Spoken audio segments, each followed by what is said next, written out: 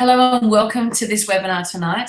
Thanks for joining me. My name is Sharon Cucciarello-Smith and I'll be hosting the webinar tonight. So once again, thank you for coming to spend some time with me, to come and hang out online. I trust that the webinar is a really useful way for you to be able to get some more information about your health and your well-being, so that you can start to make inroads in your health and well-being goals for 2015 or wherever you might be, or in the in relation to listening to this replay of the live webinar. So thanks for all those who are live online with us tonight. We've got a good group of you online, which I'm really excited to be sharing this information with. So just to make sure that everything's working, first of all, can I just get you to please type into the chat box and let me know that you're on board, you're paying attention, and that number one, you can hear me, and number two, that you can see my slides clearly as well, just so that I know that we're all good to go ahead. Okay, great. I've got some comments coming through already, which is fantastic to see, and it looks like we are all good to go. So that's fantastic. So without delay, I'm going to get straight into it tonight. There might be a couple of people that enter into the room a short while after we get into it, but this is being recorded so they can re-listen to the replay or any of the bits that they miss. So let's jump straight into it. So tonight's webinar is all about the 5 secret emotional beliefs for your weight loss and your vitality journey. And it's summarized in that we're going to look at what causes women to have fantastic health and weight loss and how you can achieve that now for yourself. So what I've come across and what I've learned in all my years of practicing as a personal trainer and as a life coach, I understand that emotions play a huge role on our overall health and our well-being, on our motivation, on our drive to take action. And these emotions are sometimes things that go unnoticed. You know, it's very easy to get caught up on our diet plan. It's very easy to get caught up on an exercise program that we want to commit to. But most of the time, that the people that I work with, they tend to forget about the emotional well-being for themselves. They tend to forget about their stress levels. They tend to forget about the mindset that's either driving or not driving their behaviours. And that's what I aim to help my clients with. It's what I aim to bring to the table, is this awareness and this shift in mindset so that people can really set themselves up for success. Because without the mindset in place, it really makes it hard work to try and commit to the exercise behaviours long term, to try and commit to the nutritional behaviours long term, and to try and commit to the rest and recovery lifestyle long term, without this mindset that supports those behaviours. It's kind of like paddling a boat upstream, for example. So you want to go one way, the current is blowing you, or drifting you back the opposite way, and you're constantly fighting against that current to go in the opposite direction. It's a lot of hard work, and eventually you find that you run out of steam and you have to take a break for a little while, or you completely give up altogether. So that's what I aim to help women shift, is that mindset, so that they can either paddle with the stream or they can change the direction of the current altogether. So first of all, what we're going to cover in tonight's webinar is a unique way to get incredible results with your body, even though you will be working less on that part of your life. So it's just like I explained, you know, if you knew how to be able to get to where you were going on that river while making it easier for yourself, wouldn't that be worth paying attention to? And that's how setting your mindset up can feel. It can feel like it's much, much easier, that you're getting there faster, you're getting there quicker, and you can actually enjoy the process. Rather than feeling like you're deprived, that you're having to miss out on some foods that you feel like you want to eat, let's shift that desire to want to eat them so that you no longer desire them, or at least no longer desire them to the same level as what you currently do, rather than wanting to come home every night and have a glass of wine. While that might seem like a bit of a luxury, it's also not doing you any favours in terms of your health, your weight loss and your well-being. So what if we could shift that desire to want to have a glass of wine every night to maybe just a couple of nights a week? What would that do for your results? Would that make it more successful for you? And at the same time, you wouldn't even feel like you were missing out on it. So wouldn't it be a win-win in both directions?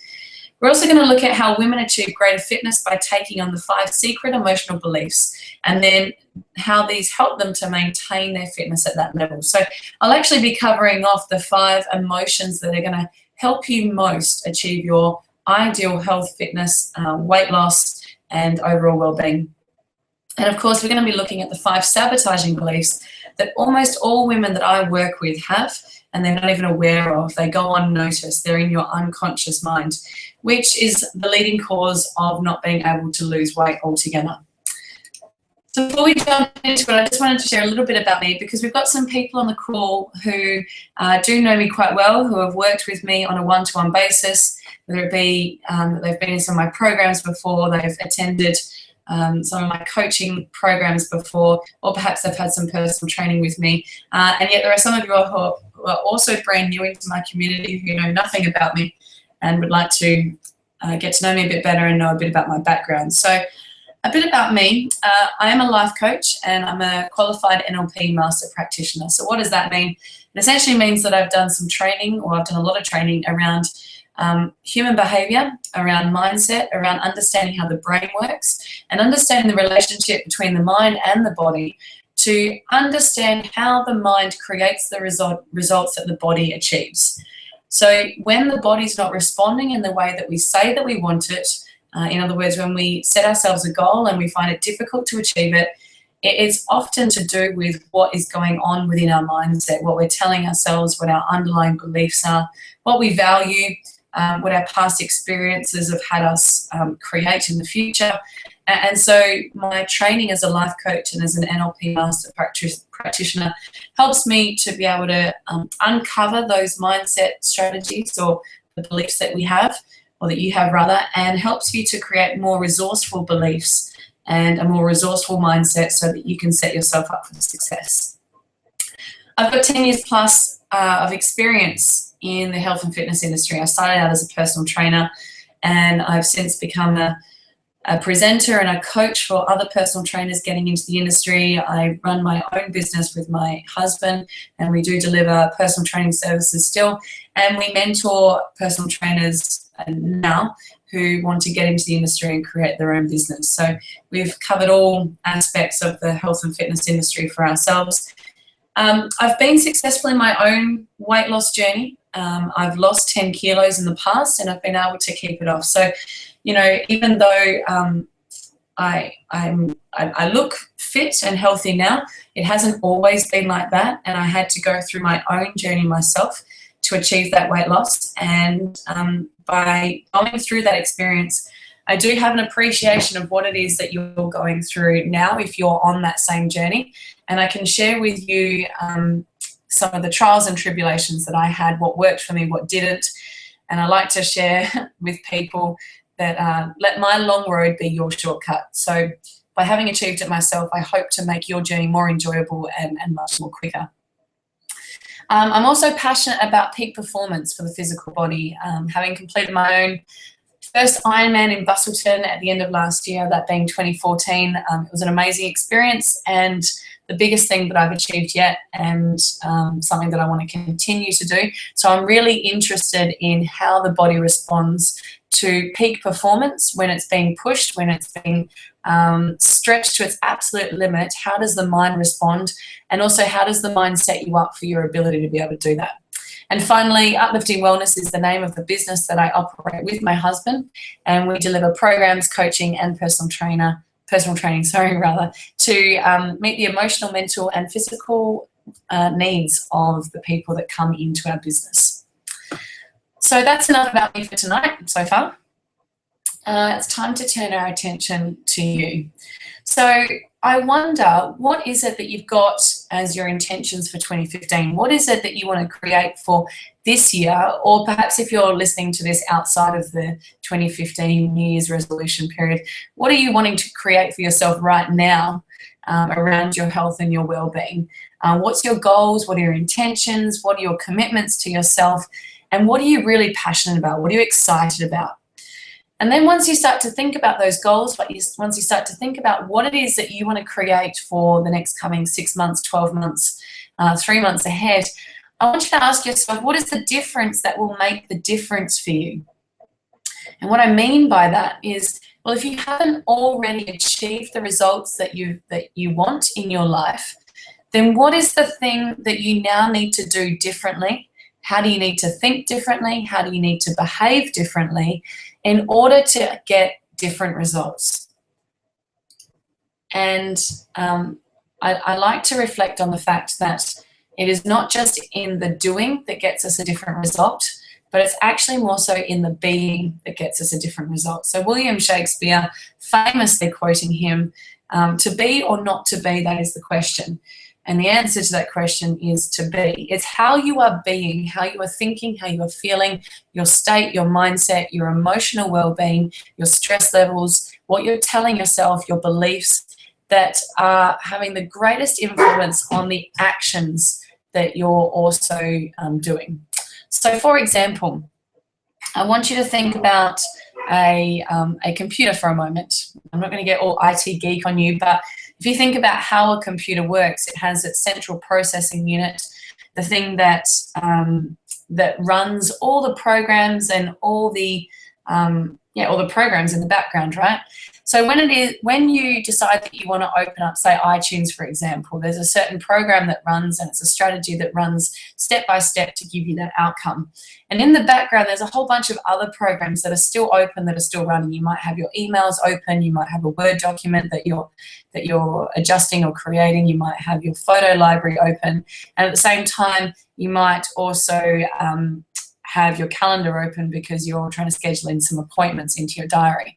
So all of these programs are running all at the same time, but the current strategy that you're trying to run, or the thing that you're trying to do, the task that you're trying to do, is to open your iTunes library, open your music library so that you can put a bit of music on. Now, if for whatever reason there's a bug in your system, a virus in the system, then sometimes that can interrupt the task that you're actually trying to complete. So if you have a virus on your computer and it's affecting iTunes, every time you go to open the iTunes library or launch the music player, that virus is going to stop that program in its tracks, and it's going to sabotage it, essentially. It's going to stop the music from being able to play, which can be very frustrating, quite annoying, and not very resourceful, because all you want is a little bit of music to sort of wake you up and to get your energy levels up. And this virus can be very disruptive. So I want you to now relate this to your health and fitness. If, let's say, for example, the strategy or the task that you were trying to run was going for a run in the mornings before work, say, for example, then perhaps your bug in your system was actually a limiting belief that you had that said that exercise is not enjoyable first thing in the morning. Now, if that was your belief, doing the exercise first thing in the morning, even though you know that it would be good for you, would be really difficult, because in the background you've got this little virus or this little bug running that sabotages your efforts to try and do that task. It's going to stop you dead in your tracks. It's going to have that alarm go off, and the first thought that's going to enter into your mind is, oh God, this is going to be really hard work, or I'm not going to enjoy this. Now, your instant reaction when you have that thought is to do what? Is to roll over, to press the snooze button on the alarm, or to just curl back up and go back to sleep. And who can blame you, right? When you've got that belief running in the background, it makes it really difficult to get yourself up, to get yourself going, when all you're telling yourself is that it's going to be really hard work and that it's not so enjoyable. So this is why the mindset is so important.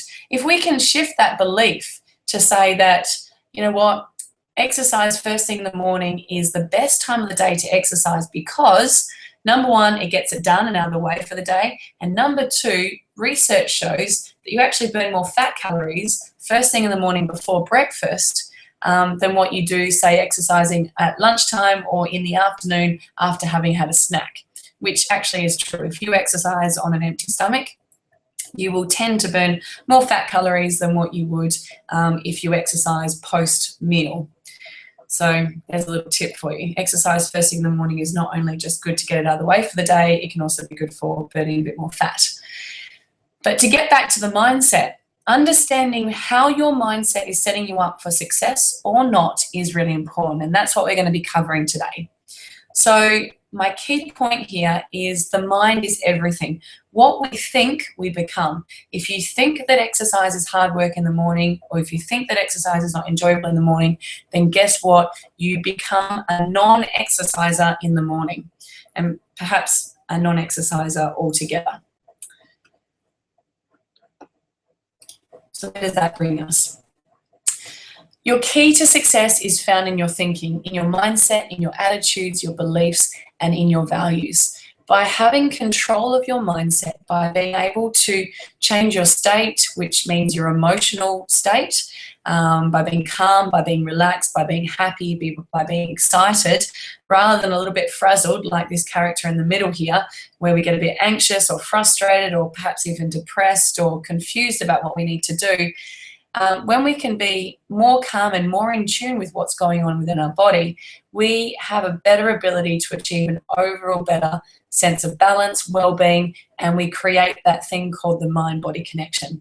When our mind is working in sync with our body, then that connection happens, and it is much, much easier to create the results that you want. So if I go back to the example of trying to get up first thing in the morning and do exercise before breakfast or to do exercise before work, if we've got a belief running in the background that tells us that that is hard work, but at the same time we've set ourselves up with a goal or an intention to want to exercise first thing in the morning, then this creates a dichotomy. It creates a conflict within us, which is where we can get this sense of being a bit frazzled, a sense of confusion, a sense of disappointment or even frustration. Because on one hand, we do want to do the exercise before breakfast, before work, because we've told ourselves that that would be good for us. Logically, we know that that's a good thing to do. But on the other hand, we have this belief running in the background, almost definitely unconsciously and almost uncontrollably, it's running in the background, and it's creating this, but I don't know if I want to. This sends us into a cycle of anxiety and frustration, and it makes it a bit difficult for us.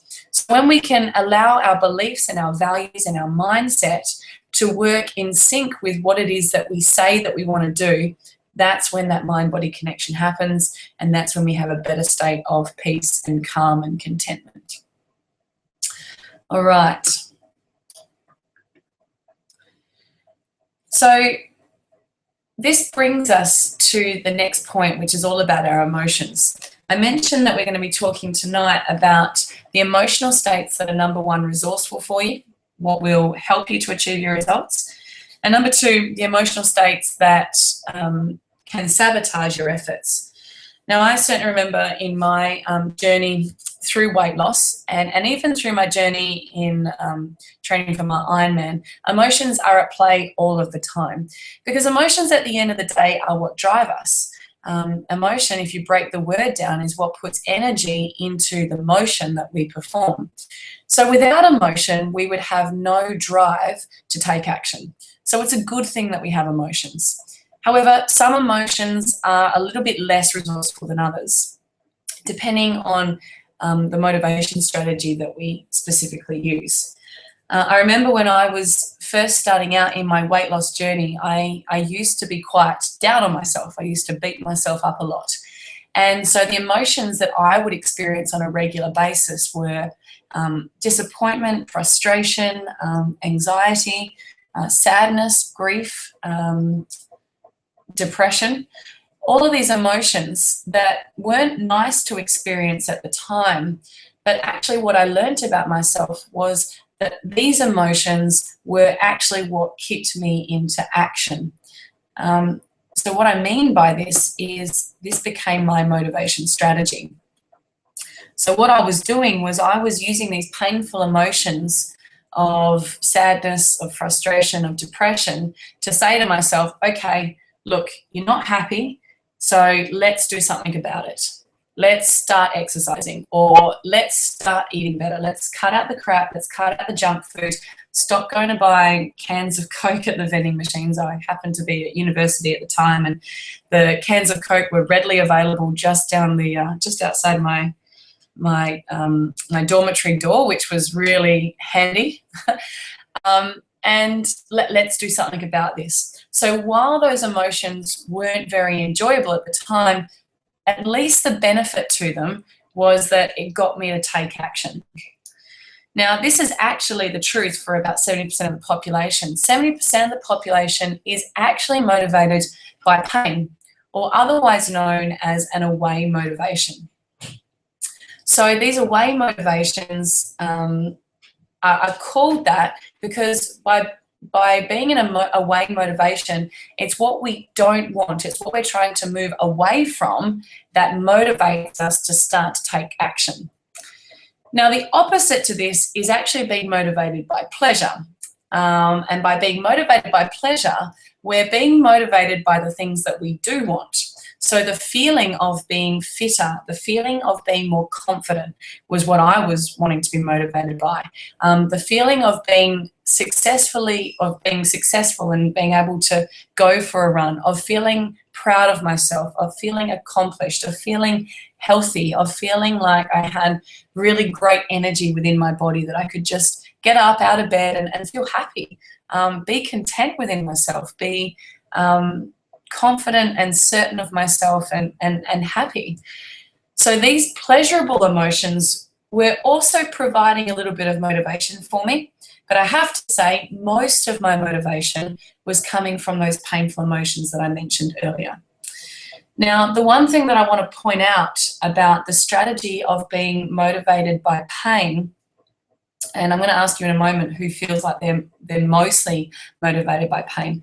The challenge with being motivated by pain is that as soon as you start to take action, as soon as you start to do exercise, as soon as you start to make adjustments in your nutrition. So for me, I started drinking less Coke, I stopped buying so much junk food, and I actually started cooking more for myself. So I'd prepare my own meals, and this was my first step to starting to change my nutritional habits.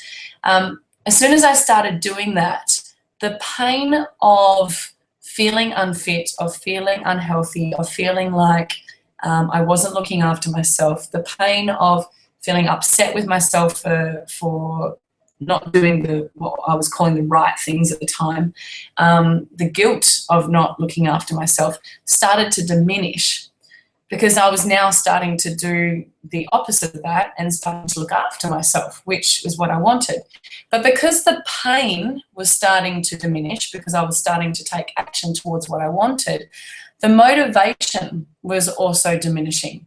And as the motivation diminished, my desire to want to take action also decreased. So this becomes a little bit of a catch-22 situation. The lower your motivation is to take action, the less action you take. The less action you take, the more you slip back into pain. But the more you slip back into pain, the less happy you become. And of course, that increases until you start to take action again. And it becomes an ongoing cycle. So I recommend for any of you who are listening on the call who can really resonate with this, for anyone who really feels that they first need to go through that pain in order to be motivated, I want you to start to think about all the things that you do want, all the motivations, all the emotions that you do want more of, and start to ask yourself the question, well, how much better could it be? That was one of the questions that I asked myself when I realized that I was so pain motivated. I started thinking to myself, okay, well, I'm here now. I'm at a place where I'm starting to take better care of myself. I'm now starting to cook for myself. I'm now, I started running a few times a week, albeit on the beach in the sand, and it was really hard work. But I started doing it. I remember I joined a self-defense class, and actually is how I first met my husband, and so that's another story. But in this self-defense class, I started feeling stronger. I started feeling fitter. And so I had to ask myself the question, okay, well how much better could this be? What else is it that I want? I'm starting to feel better now. So how much better could it be? And that was what started to trigger, okay, the pleasure emotions and the pleasure motivation, which then gave me the drive to keep taking action rather than slipping back into pain. So that would be my first tip for tonight. So we've covered a little bit about what emotions do for our motivation, but I also want to look at what else emotions do for our overall well-being and our quality of living. So we know that they motivate us, they encourage us to take action. Emotions also have a huge impact on our hormonal environment within our body. So we have certain hormones within our body that are really, really good for us, such as dopamine, serotonin, noradrenaline, all of these emotions are, all of these hormones are really positive for our body. They help us to heal, they help us to feel good, they give us those happy emotions, they increase our energy levels, and they're great hormones to have floating around our body.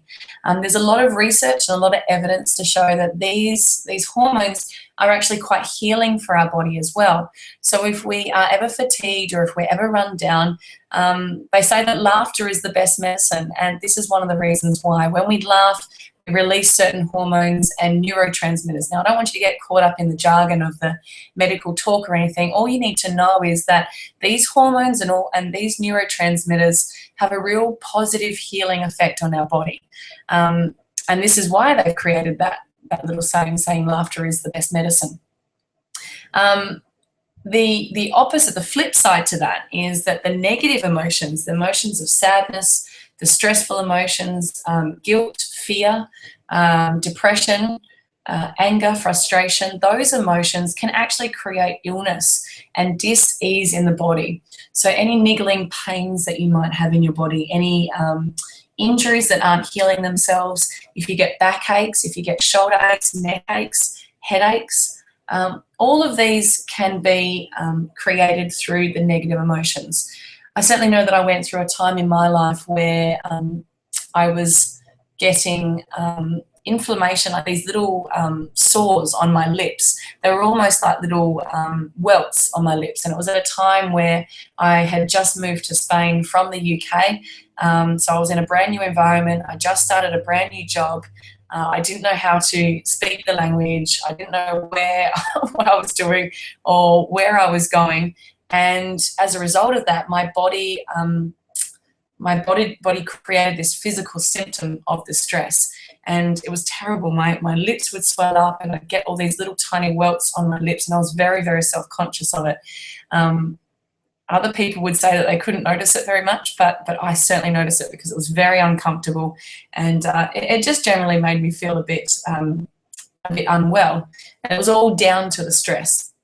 So I had to take that feedback from my body, and I had to look at ways to become more comfortable, more certain in my environment, to start to make myself feel more at ease with my new job, and to give myself permission to make some mistakes every now and again, which was what I was most fearful of at the time. So not only can emotions change our physical health, they can change our energetic state. Now, this probably goes without saying. When you've got happy emotions flowing through your body, positive emotions flowing through your body, then our energy state will be up. We'll have a more positive energetic state. We'll feel like more like interacting with people and going out and having a bit of fun. If our emotions are down or negative, then we'll generally feel like just probably hanging out at home in our own space, not speaking to anyone, and possibly putting on some of that, the music that you put on when you're not feeling very happy and you just want to have a good cry. The sort of music that we want to listen to. So emotions can also affect our decision-making abilities. Like the slide that I showed you earlier on, when we've got a conflict going on within our mind between what we want to do and what our belief system is telling us that we should do, then it can affect our decision-making abilities. If we're confused, if we're conflicted, then it makes it very hard to make decisions about other things in our life. I remember when I was first getting to grips with my weight loss journey and wanting to start to exercise more often. I was already exercising a little bit, but I wanted to start to up it a little bit. And I remember having a lot of trouble trying to decide on what foods I should eat. So at one hand, I had this absolute burning desire to want to have a treat food on the weekend or something like that. I can't remember exactly, but I remember situations where I would be, it'd be a Sunday afternoon, we'd had a great weekend, but I'd been really good all weekend and all I wanted was a treat food because I'd associated treat food with junk food and snack food from growing up and being treated with chocolate. But on the other hand, I was wanting to lose weight and I was wanting to continue with my weight loss journey. So I remember at that time, those emotions of conflict were making it really difficult for me to make decisions about what the best thing for me to do for my nutrition was at that time. And finally, emotions, they impact on our self-esteem. If it goes without saying, if we're feeling a bit depressed, then they can make our self-esteem a bit lower. And if we're feeling happy, then it will make us feel more confident with ourselves and make us feel just better within ourselves, of course. So these are the top 5 emotions that I want you to take a little bit of notice of. And if you're experiencing any of these emotions on a frequent basis, now I'm not saying that you shouldn't ever, feel these emotions, because at the end of the day, we acknowledge what something is when we know what it's not, which means that we know what happiness is, we know what joy is, we know what excitement is, we know what success and accomplishment feels like by knowing what all of those things do not feel like. And sometimes we need to go through the process of feeling negative emotions in order to know what the positive emotions are. But when this becomes unresourceful, or when it becomes detrimental to you, is when you're experiencing these emotions that I've got listed up on the screen on a frequent basis. And when I say frequent, I mean on a daily and a weekly basis. So if you're experiencing these emotions on a daily and a weekly basis, then it's really, it's not helping your quality of life. It's not helping you to feel better about yourself. It's not helping you to gain the weight loss results that you're looking for. And it's not helping you to drive your success around finding consistency in your routine around fitness, exercise, nutrition. So these emotions would be the emotions of shame, the emotions of fear, of doubt within yourself, of having guilt, and having frustration. None of these are particularly resourceful. And it's just whether or not you're experiencing these emotions or not. So on the contrast to this, in all of my experience of working with my clients, of delivering the programs that I deliver, and certainly in the programs that I deliver, these are the emotions that we work on generating more of in our lives through the mindset strategies that I teach, and through helping you to shift some of your limiting beliefs, having a look at your values, helping you to make sure that your values are in line with the results that you want to create in your body. These are the emotions that we want to generate more of in your experience of life. So we want you to have respect for yourself. We want you to have respect for your body, and ultimately we want you to have respect for the people around you and your environment. So the beautiful thing about respect is that when you have the emotion of respect as a regular emotion that runs through your body, when you also tie this in with the value of having respect for yourself, the decisions that you make on a daily basis around taking care of yourself are much, much different to the decisions that you would make if you don't respect yourself. If you're not respecting yourself, you're putting yourself second, you're putting yourself third, you're possibly putting yourself last on the list of priorities in your day, which means that your exercise routine, eating well, giving yourself rest and recovery, often actually doesn't happen because it gets put to the bottom of your list. On the contrast to that, when you have respect for yourself, it means that your priority in the day is to make sure that you do something for yourself, that you do something that's going to make yourself feel good about yourself. When you're choosing foods at the cafe, you will choose foods that feed your body rather than just fill your stomach. When you're deciding on what your sort of general plan is for the day, you will make sure automatically that there is a time slotted in for you to go for a walk, for you to spend time with friends, for you to get some sort of physical activity in there, or for you to make sure that if you're feeling a bit tired, that you get to bed early on that evening. So having respect is one of the key emotional drivers that you must have in order to have the health, the well-being, the weight loss that you want to have, because it simply dictates the kind of decisions that you make. Now, by acknowledging this, I don't expect that you will just naturally grasp the concept of having respect for yourself. This is about you being aware of the fact that this is important as part of the successful strategy for weight loss and well-being.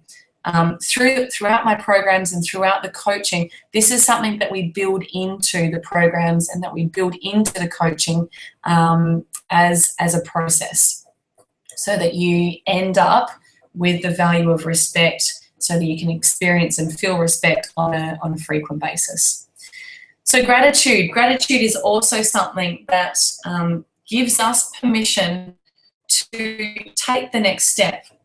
So when we have gratitude for ourselves, we also, I like to tie this one in with the fourth one, which is acceptance.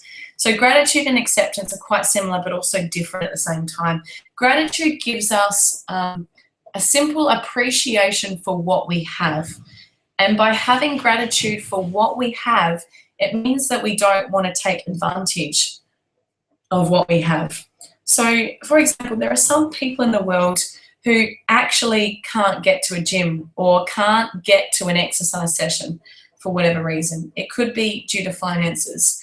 It could be the fact that they simply don't have access to those amenities. They don't live in a location where exercise classes are delivered.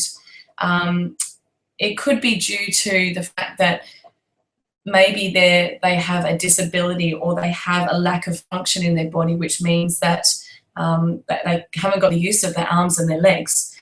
Now, all of these things are things to be aware of, and things that we can take gratitude for what we do have within ourselves. So for me, if I ever feel like I don't feel like going for a run or doing some sort of exercise, even now, I simply tell myself, hey, there are people in the world that can't do what you're currently doing for whatever reason.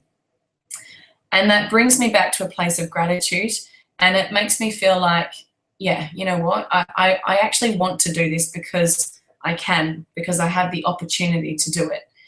And so having that gratitude gives you that bit of motivation, that bit of a push to want to seize the moment, to take advantage of all the resources that you have available to you. The next one, trust. So trust is really important as well. Trust is all about trusting yourself. So it can be really easy at times to set ourselves up for failure when we overplan our day or we overcommit ourselves to a timetable that is unrealistic. And when we're really bound by time, when we're bound by deadlines, when we're bound by a structure that's really rigid and doesn't have any flexibility in it, it shows me as a coach, and it brings about a realization within the women within the program that actually, you know what, their need to have to overplan their day and to create so much rigidity in their day is a sign of a lack of trust within themselves, a lack of trust that they will be able to create the outcomes that they want just naturally and organically without having to overplan things. Now, the trust comes as a result of work on your mindset, because there can be a multitude of reasons why you might lack a little bit of trust in yourself. It doesn't mean that you don't completely trust yourself. For example, you might have great trust in knowing that, you know, if you lost your job, for example, that you would be able to find another job quite easily and effortlessly. And that's one level of trust. Another level of trust in a different field is the trust of yourself, of whether or not you would be able to fit in an exercise session, regardless of whether or not you planned it into your day or not. And that's the kind of trust that I talk about that needs to be present when we're wanting to be successful, particularly in the long term around our health and our well-being, because there will come a day where your plan doesn't go to plan, or you haven't had an opportunity to create a plan. And on that day, do you still do some sort of exercise, or does it all fall by the wayside? And when you have trust in yourself to know that you can, naturally what your mind tells your body to do, it will do. And when your mind trusts that you'll be able to do that, then naturally it will happen. Acceptance. So I link this in with gratitude, but acceptance gives us permission to completely screw things up, to make all the mistakes in the world, and to know that it's okay. Particularly when we take on board the belief that there is no failure, there is only feedback. And by accepting ourselves, warts and all, it gives us permission to step outside of our comfort zone, because by stepping outside of our comfort zone, we're opening ourselves up to risk of making another mistake. And if we decide to not have acceptance of ourselves, in which case we would beat ourselves up about the mistakes that we make, then it's really making it a bit uncomfortable for us to step outside of our comfort zone. So when we have acceptance for ourselves, we give ourselves permission to step outside the comfort zone and to allow ourselves to play, to have flexibility, to enjoy the ride, and to know that we'll be okay and it's always going to be all right.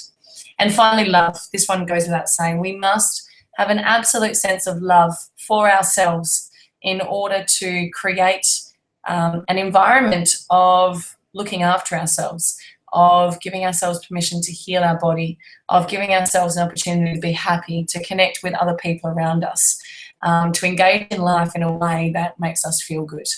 So love, without saying, is one of the key emotions that we must have in order to experience great well-being and weight loss and great energy levels. So I wanted to quickly run through just some of the key influencing factors that will affect your emotional state, specific to your health and well-being. I'm going to go through these fairly quickly. First of all, to be mindful of the media. So there are lots of messages that are being sent out in the media around how we need to look, how we need to act, how we need to focus on our health and fitness, the way that we need to run our health and fitness strategy. We need to beast ourselves and be beasted by boot camp instructors, and we need to go on these slim fast and Weight Watcher diets, and we need to control our calories, and we need to monitor every single portion of food that goes into our mouth. And all of these messages are sent out subconsciously into our minds without us being really all that aware of it. It bombards us all of the time. And what I want to share with you is that it doesn't need to be like that. You don't need to count calories. You don't need to be overly concerned about the shape of your body, in that when you relax about this, when you trust yourself, when you find yourself looking after yourself because you want to look after yourself, not because of the way society says you need to look, I can promise you your success rate around weight loss will be much, much greater. So one thing to be mindful of is the media. Another thing is other people's experiences. Now, I know what it's like to be a woman. We want to catch up for coffee. We want to talk about our experiences of the week or of the month, of the things that are causing us stress. We like to create drama out of everything. Everything becomes a problem. Everything becomes a huge ordeal. And that's part of being a woman. The mindset of a woman likes to take things from being small and make them very big. And the mindset of a male is to take things that are very big and make them small. Men like to fix things. We like to create drama. And it's just the way that it is. But in the process of making drama, we can also set ourselves up for a little bit of failure, because we can make some things seem much, much, much, much more difficult than what they really are. It can always seem impossible to lose weight because Jenny down the road has been trying for ages to lose weight, and she says that she's trying really, really hard and she can't seem to lose any weight at all. And Kathy around the corner, well, she's been on this diet forever and she's not getting the results that she wants either. And by having these experiences of other people's worlds around us and constantly within our experience can make it a bit more difficult for you to achieve the results that you want, because you start to believe that it is difficult. So my suggestion is, don't base your experience on what other people experience. Only base your experiences on what you know to be true. Which brings me to my next point, in that some of our own past experiences can make it difficult for us to achieve our own health and wellbeing goals. And this is where the programs can really come into their own. On the Vitality Fit program, we really dive into this in a lot of detail. We look at our past experiences and the meanings that we created from our past experiences. And sometimes we can anchor real negative emotions to these past experiences. If you've ever had an attempt at losing weight, if you've ever had an attempt at getting fit, if you've ever had an attempt at just improving your well-being before in the past and you found it really hard work, all you can remember is that you had to sweat a lot, you had to puff a lot, your muscles were really sore, you had to get up really early in the morning, and at the end of the week you were exhausted, then trying to do that again is going to be really hard work. So a lot of the program looks at how can we reframe those experiences. And we take the negatives and we erase them. We clear up those past experiences so that you can start with a clean slate. We give ourselves an opportunity to accept what happened in the past is what happened in the past. If we now approach the future with a different thinking, with new resources, with new tools, with a different belief structure and a different set of guidelines to help set us up for success, then what happened in our past doesn't have to be a repeat in the future.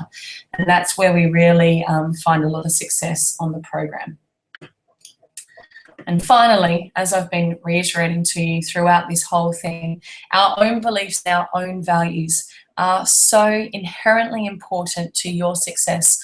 I can't begin to express this enough. I'll go back to the example that I used with the computer and the operating system. And when you want to open up iTunes, if you've got a virus running in the background, then it's going to make it near on impossible to open up that music player.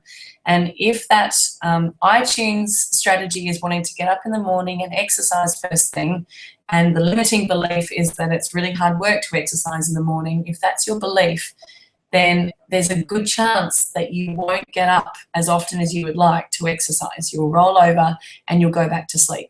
And it is almost expected that that would happen. It's not to beat yourself up about that. It's actually to recognize that belief within yourself and to create a new, more resourceful belief so that you set yourself up for success and you no longer need to try and just use willpower to get yourself up out of bed, but instead you choose to get up because you want to. I never used to be a morning exerciser, never, ever, ever. I used to be very sluggish in the morning. I used to believe that I was a night owl because actually that was what my dad told me as a little girl. He said to me, and I still remember it perfectly, he said, "Oh, you're a night owl." My sister was the morning bird and I was the night owl because I always used to like to stay up and hang out with the adults at the dinner table and listen to their conversations. So I created this belief that I was a night owl. And so when I needed to start to get up to exercise in the morning because I was busy in the afternoon, I had study that I had to do, I had classes that I had to get to, and then I started working shifts in the evening as well for a job, then I had to learn to exercise in the morning. And now I love it because it's what energizes me in the morning. It's what gets me going. And I wouldn't have it any other way. But in the process of achieving that result, I had to shift that belief. I had to teach myself to understand that, hey, I am someone who can be functional in the morning. I can get up in the morning and I can love it. So ask yourself, what beliefs have you got that could be creating stumbling blocks for you in your own health and well-being? So finally, I want to share with you that being at cause is such a key element to creating this success for your health and your well-being. Now, what I mean by being at cause means that you create, or you have an understanding that you create your emotional state based on your own internal environment. So it means that how you feel within yourself is something that is totally within your control. I want you to think right now of the happiest moment of your life. Or you can think of a piece of music that you love to listen to that makes you feel good. For me, that song, Because I'm Happy, is one of those songs that just makes me feel good. It just brings my energy levels up. And if I'm ever feeling a little bit sluggish before doing some exercise, I'll pop that music onto my iPod and I'll start to listen to it. And it will totally bring me up in terms of my energy levels. There's a couple of other songs that I use as well. But I want you to, for the moment, to think about a song that you love or the happiest moment of your life. And I want you to recognize now and really go into that experience, really see what you were seeing at the time, hear all the sounds that you were hearing at the time, and really feel those emotions that you felt at that moment, in that time, as you were experiencing that thing. And as you really start to create that experience within yourself, internally within your mind, notice how you start to feel. Notice how your energy levels have shifted from where you were just a moment ago. Now, nothing has actually changed apart from what you're thinking about. That is the only thing that has changed. You're still sitting in the same seat. You're still listening to me. You're still looking at the same screen. The only thing that has shifted is what you're thinking about. So you are actually in control of your own internal environment. But sometimes, and in fact, a lot of the time, when the women start my program, they are at effect to the world around them. And it's really easy to do this. It's really easy to get upset by what someone else says to you. It's really easy to get stressed out when you're sitting next to someone who's stressed about their security at work. You know, if you've got someone who's a bit insecure at work because there's changes going on at some of the upper level management levels, then it's really easy to start to panic about your own job. But what you're allowing yourself to experience there is the stress that that person is creating within you because of their belief structures. In that time, in that moment, all you need to tell yourself is that I'm good at my job, I'm secure here, nothing has been said to me that would have my job be at risk, and therefore I'll be okay. And if your job is perhaps at risk, you can still feel okay, because you can take action around, like, trying to find another job immediately before your job becomes insecure. You can start to go for interviews. You can start to upskill yourself. You can start to go and get further qualifications. You can start to just look at your own skill level and start to reinforce to yourself that, hey, you're really good at what you do. And all of these things will change your own internal environment. But what I'm trying to say here is that how you think within yourself will determine your own state.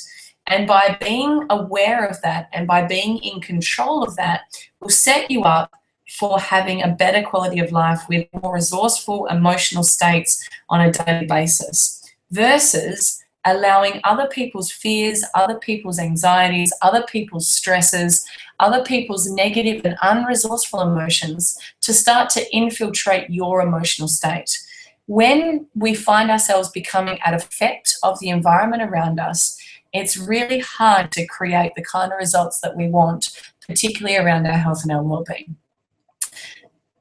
The programs around the health and wellbeing that I deliver really help the women to find the resource to be able to do this easily and effortlessly, because they start to become much more aware of their own thinking and their own mindset and what they're telling themselves on a daily basis.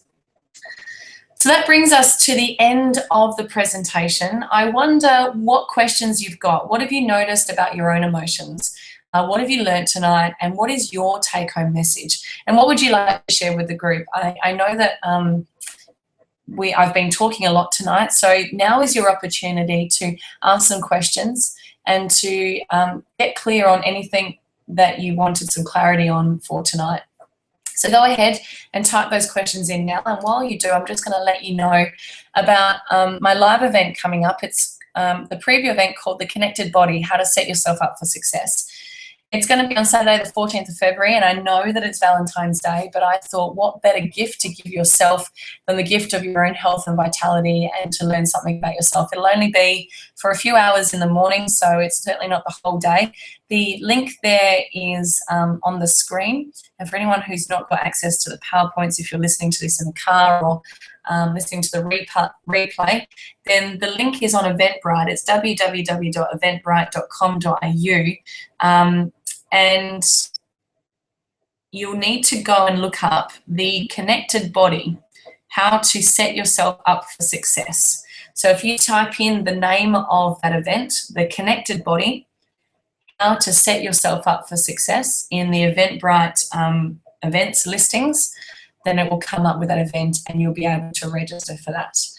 So I would love for you to be able to join me. There will be more insights and more work that we'll be able to do in that live event. You will gain more skills and more tools to actually apply to yourself. So I'm really excited about that event. Now we've got some questions coming up about when am I hosting more webinars. I'm going to be hosting more webinars throughout the year. So if you enjoyed this, which it sounds like you did, which is great, please jump on the Facebook group. It's the Vitality Fit Facebook group, all one word, and like the page. And on that page, I'm going to create events for all the webinars that are coming up. And that will be the easiest way for you to link into my future webinars. I've got lots of comments coming through saying great information, really timely, gave me some great stuff to think about. That's great. Thanks, Shannon. Jess, you really enjoyed the information. Lots of it hit home for you. That's great. Thank you so much for your comments. Lots of thank yous. Thank you everyone that's chatting, that's typing in. I really appreciate your feedback. And so I'm going to, I can't see any more questions, just lots of comments, lots of feedback. So thank you. I'm going to wrap up the webinar now. I'm going to thank you for your time. Thank you for listening. I really trust that you took some great insights out of this webinar. And remember, if you'd like further information, to please jump onto further webinars or to come along to the live event. I'd love to meet you face-to-face and connect with you on a face-to-face level. So for tonight, good night, and stay healthy, vibrant, and lively. Good night.